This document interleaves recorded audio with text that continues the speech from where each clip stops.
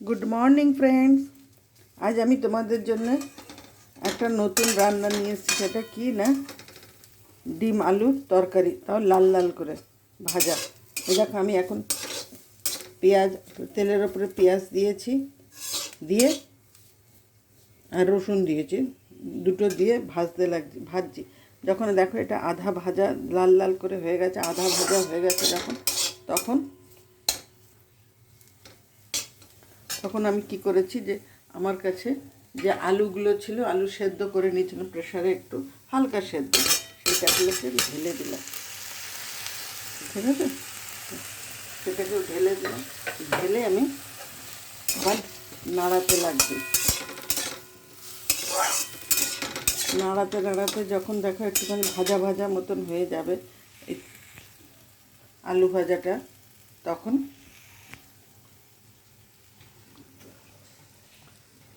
এর মধ্যে নুন, হলুদ সব কিছু একে একে দেওয়া শুরু করব।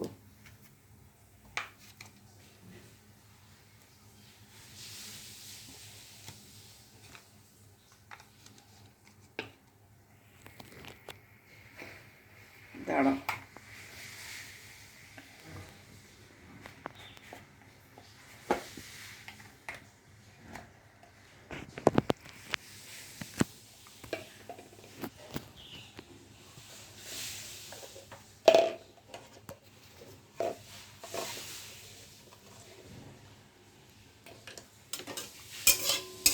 হলুদ দিয়ে দিলাম।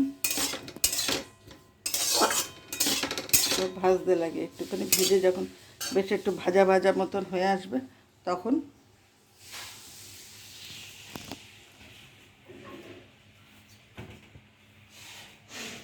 দেখো আমি দূর থেকে তোমাদের দেখাচ্ছি কেমন লাগছে। দেখো দূর থেকে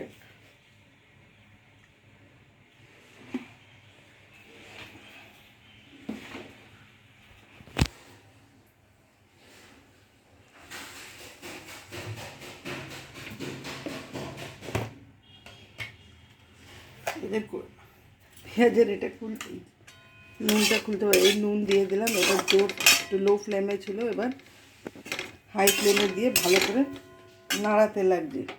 নাড়াতে নাড়াতে নাড়াতে নাড়াতে দেখো কালারটা আস্তে আস্তে একটা অন্য রকম এসে যাচ্ছে, একটা হলুদ হলুদ ভাব এসে যাচ্ছে, দেখেছো? এটা যখন এসে যাবে তখন কী করবে, এই ডিমগুলোকে এর মধ্যে ছেড়ে দেবে। ডিম দিয়ে আমি কী করেছিলাম বলো তো, ডিম দিয়ে আলু দিয়ে আর একটু বড় বড় আলু দুটো চারটে রেখে দিয়েছিলাম, যাতে ওটাকে চটকে দিতে পারবে, একটু ঘন, মানে গ্রেভিটা একটুখানি বেশ ঠিক হবে, সেই জন্য।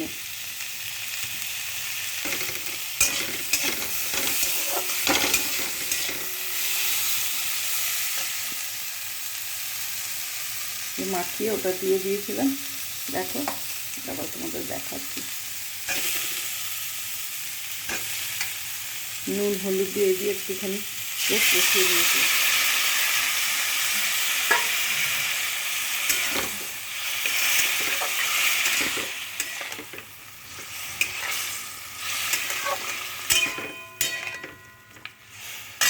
তো তোমরা আগেও যেমন দেখেছিলে, আমি বলতাম সবসময় নুন হলুদ দিয়ে একটুখানি আমি একটা রসা রসা মতন করে রেখেছিলাম, সেইটাই এখানে ঢেলে দিলাম।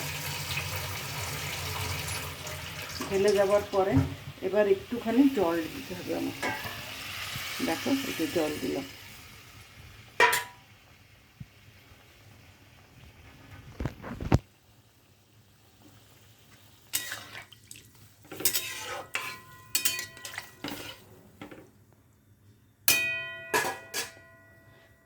বুঝেছ? জল দেওয়ার পরে একটু ফুটে উঠবে, আমি ঢেকে দিচ্ছি।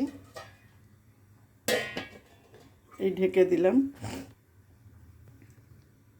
আর এইটা দেখলে মনে হচ্ছে না তোমাদের যে একটা কেমন বেশ লাল লাল অনেক তেল, কিন্তু না, তেল একদমই নেই এতে। খুব যদি বেশি হয় 2 চামচ তেল দিয়ে, পুরো রান্নাটাই 2 থেকে 2.5 চামচ তেল দিয়ে।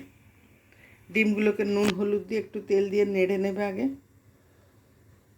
তারপরে এগুলো সিমে দিয়ে দিয়ে করবে। একটু ধৈর্য লাগে, যখন তেল কম লাগলে তো ধৈর্য লাগবে, সেই জন্যে।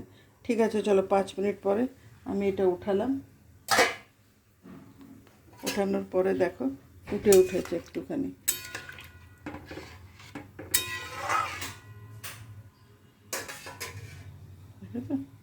দেখো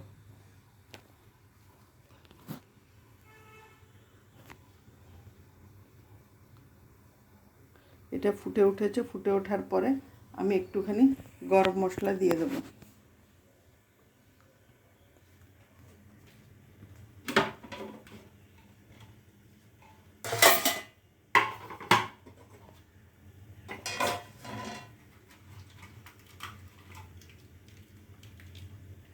দাঁড়াও, তোমাদের গরম মশলা দিয়ে দিই। দেওয়ার পরে দেখবে অন্যরকমের একটু দেখতে লাগবে।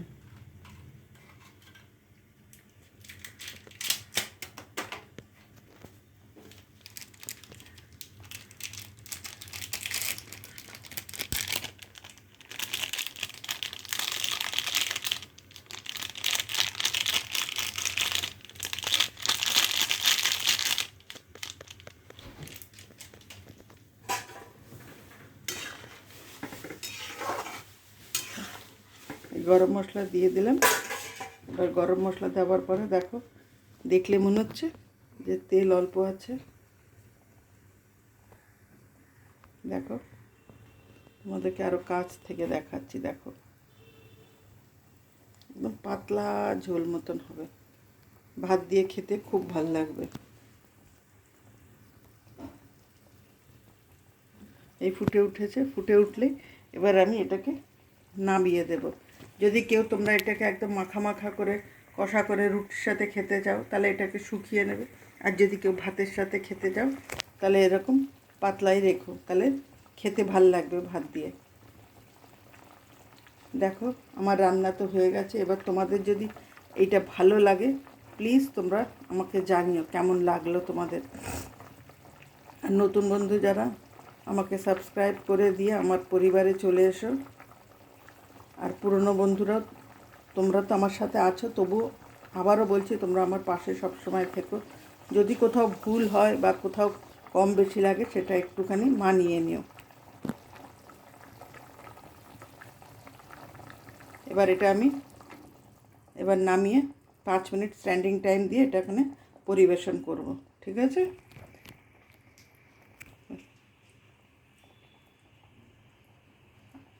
কেমন লাগলো আবারও বলছি, কেমন লাগলো প্লিজ তোমরা আমাকে জানিও।